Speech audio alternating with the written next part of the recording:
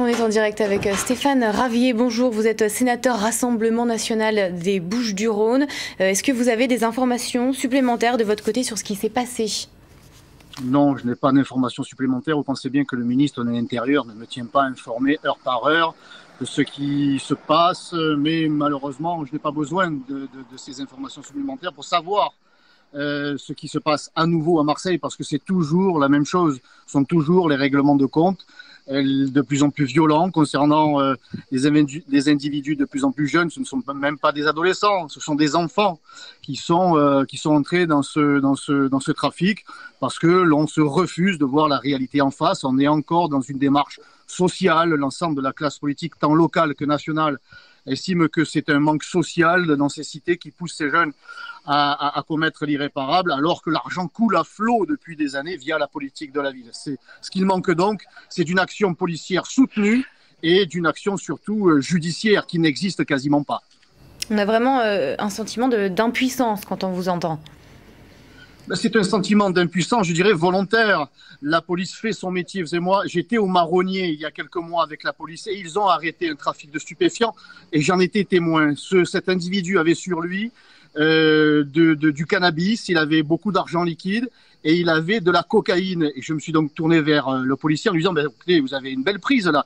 Et il s'est retourné vers moi en me disant, mais d'un air dépité, monsieur le sénateur, le procureur va sûrement le libérer parce qu'il n'a pas assez de produits sur lui. Voilà, donc la police avait pris des risques pour l'arrêter et elle savait très bien que c'était vraiment un coup d'épée dans l'eau, parce que l'étape judiciaire ne suit pas. Il faut donc construire des prisons, il faut condamner, expulser les délinquants, les trafiquants étrangers. Il faut responsabiliser les parents. Que faisaient ces enfants dehors, seuls à 23 heures ? Et certains ne vont même plus à l'école, et donc il faut sanctionner les parents.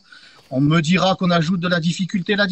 Je préfère ajouter de la difficulté passagère plutôt qu'il y ait des nouveaux cadavres. Voilà, qui eux, c'est définitif.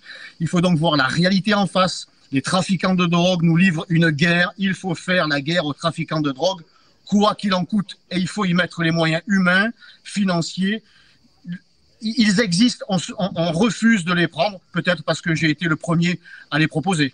Gérald Darmanin parlait à l'instant de terreur qui s'installe dans certains quartiers. Ça va jusqu'à là, vraiment, de la terreur, Stéphane Ravier ? Mais monsieur Darmanin vient à Marseille de façon régulière, mais depuis quelques mois. Il découvre l'humidité de l'eau. Mais ça fait des années que je le dis qu'il y a la terreur à Marseille, qu'il y a des quartiers qui sont sous contrôle.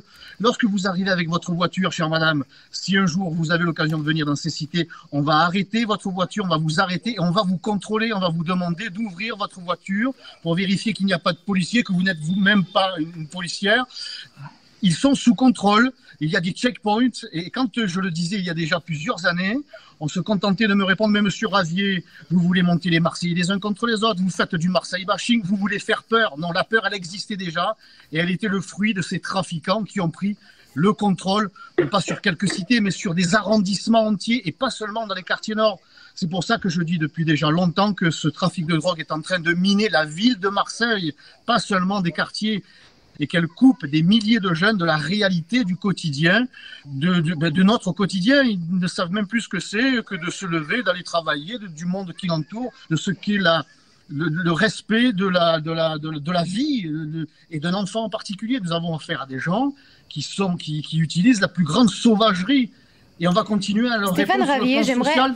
J'aimerais, si vous le voulez bien, vous faire réagir à ce que disait Frédéric Ploquin, qui était en direct avec nous. Il est journaliste spécialiste de la criminalité. Il parle d'individus qui souhaitent semer la terreur et entretenir l'omerta. Écoutez.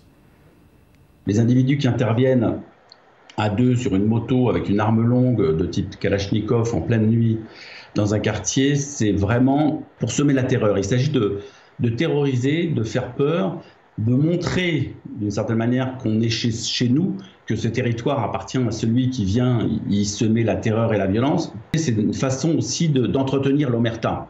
C'est-à-dire qu'en gros, vous voyez ce qui peut se passer si quelqu'un d'entre vous parle. Vous voyez qu'on a les moyens, vous voyez qu'on ne recule devant rien, parce qu'il ne recule devant strictement rien. Stéphane Ravier, face à ce degré de banditisme, est-ce que la seule question policière finalement peut régler le problème ?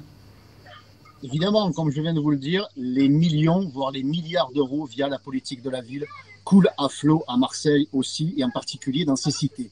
on ne manque de rien. Il y a tous les équipements sociaux, municipaux, etc. Ce qui manque, c'est une réponse policière et judiciaire. La police connaît les trafiquants du petit chouf, c'est-à-dire le guetteur, jusqu'à la nourrice, jusqu'au fournisseur. Ils connaissent toute la chaîne.